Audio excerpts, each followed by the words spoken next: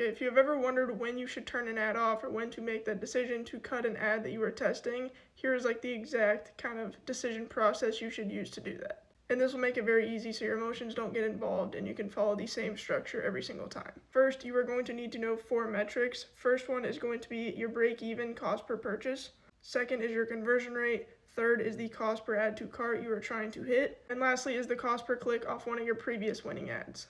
Now that you have all of those metrics, write them all down, put them somewhere where you can look at every time you are trying to decide when to turn an ad off or leave it run. Now you are going to let every single ad that you are testing spend at least your break-even cost per purchase. So say that's $20, you're going to let every single ad spend at least $20. After that point, say it has spent $20 and you still don't have a conversion, now you're going to start looking at the other metrics. And the order of those metrics is going to be your cost per click. If you have an insanely high cost per click, you're never going to break even on that ad, even if you start getting conversions.